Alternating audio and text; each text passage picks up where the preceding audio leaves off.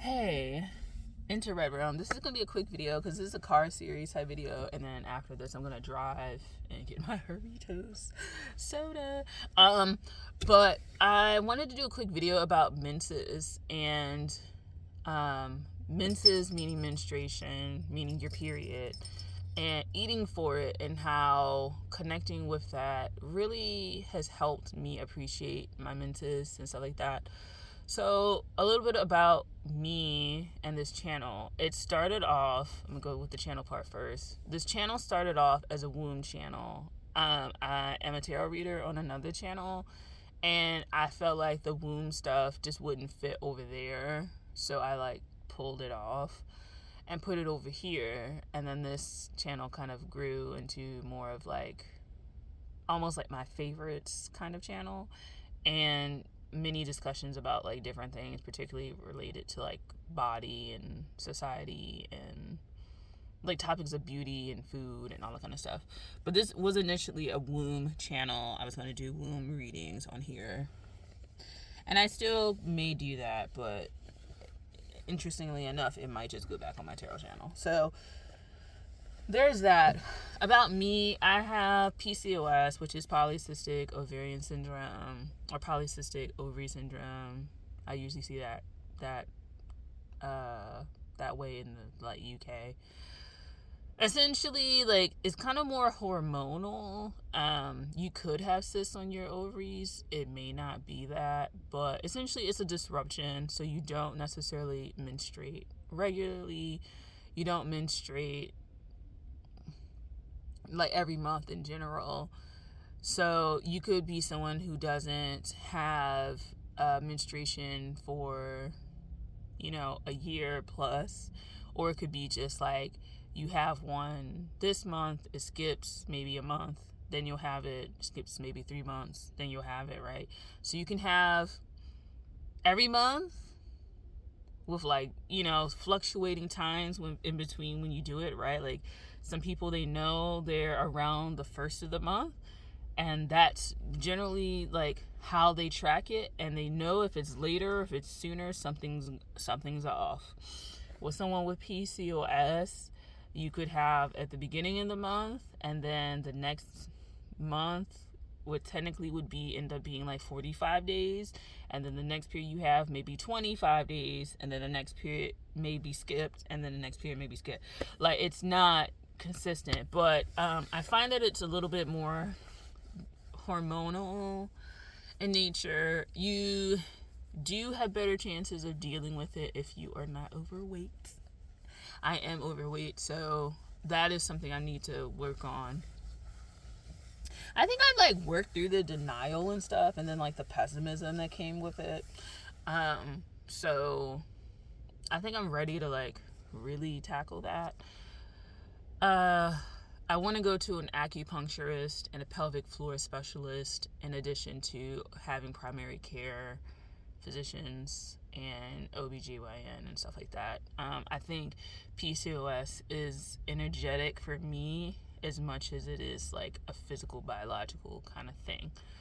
So that's my approaches. But this video is about food and menses, and how getting more in tune with my body, even though I have PCOS, lends itself for me eating better in some aspects. I eat a lot of processed food, a lot of it, and that is something that if you have PCOS, you have to kind of tame and deal with.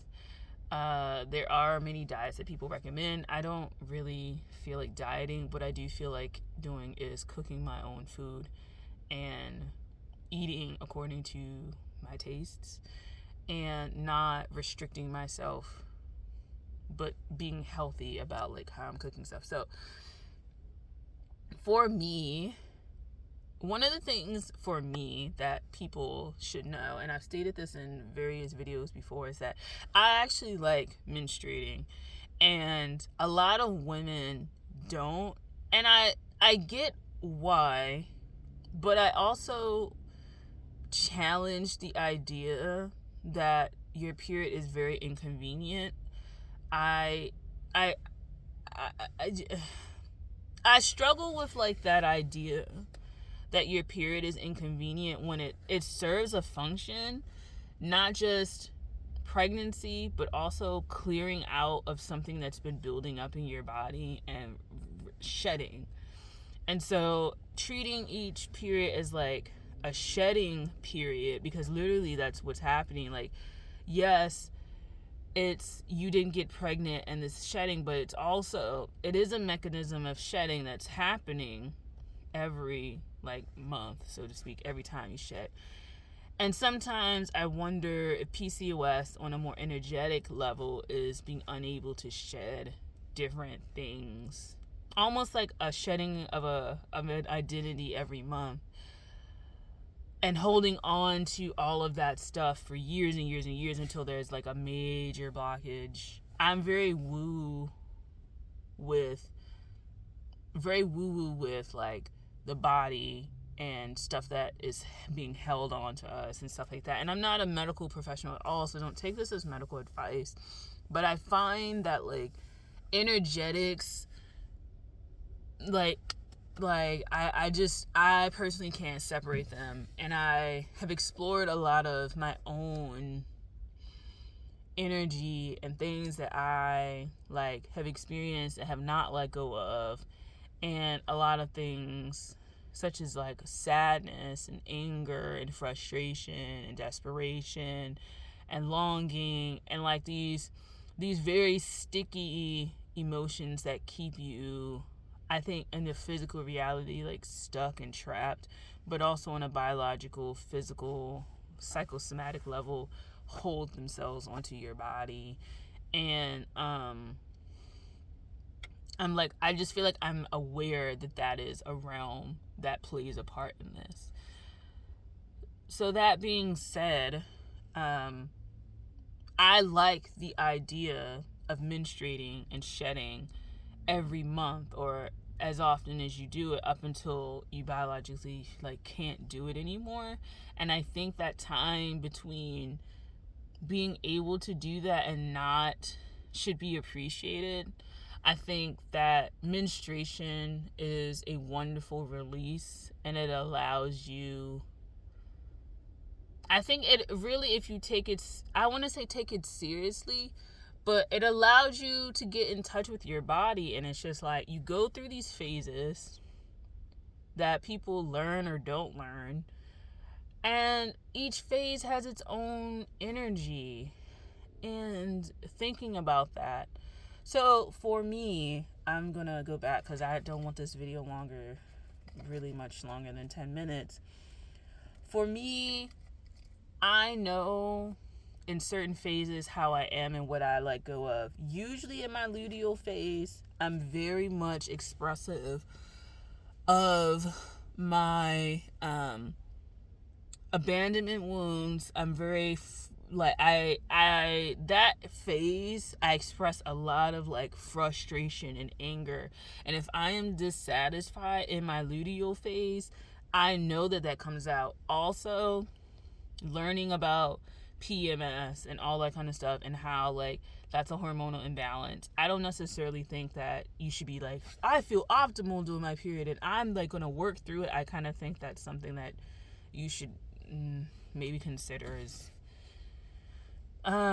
pushing you to kind of not rest, because this is a time where you're literally losing blood. So I don't understand why people would like want you to just push through that. But like knowing the imbalances and kind of course correcting so you can feel balanced, but also like an emotional balancing out. For me, the luteal phase is very rocky. I get frustrated very easily. I cry very easily. If I'm fed up with something, you will know it. I tend to be very pessimistic, and I tend to have the wounds come up of these frustrations. Actually, menstruating is like the best. It's actually pretty okay, because they have gotten better. My menses have gotten better over the last few years. Like I used to have like bad cramping and stuff like that. I never had really like heavy periods. I did have like the clotting, but they tend to be shorter now. They're not even a week long. It's like 5 weeks. They're not even 5 days long. It's usually like 4, and that's it. It's kind of funny also that women are very shocked when they like come on their period. It's almost like every month we're like, like when you get your period, like you're shocked that you get it, because it's just like, oh my god, like, well, that's why I've been feeling like that. But like tuning into it, it's so funny to like go through that. Me in the ovulatory phase, definitely very creative, definitely heightened sexual like preference and sexuality and stuff like that. A little bit more snazzy, a little bit more flirtatious. Obviously, it has something to do with wanting to find a mate. And then, the follicular phase, I kind of feel like that's the hardest phase for me to like get out into and out of, because obviously that's the part that starts the whole process. So I do feel like a little bit uncertainty about that. When it comes to food, I'm already over the 10-minute mark, but when it comes to food, I find that I know when I'm nearing my menstruation, and if I'm going to go to menstruation generally, if not now, then the next cycle I feel like I'm going to have it, is because I start to crave foods that are iron sources. So I tend to crave meat, I tend to crave collard greens, I tend to crave stuff like that. So for me, it just is very natural. I know that that's what's happening. I tend to crave the sugary foods and the comforting foods and the really heavy foods. Yeah, the really heavy foods when I don't know if they're gonna stop it. But anyway, I tend to crave the heavy foods, the foods that give me comfort, the foods that make me feel like wrapped up like in a blanket.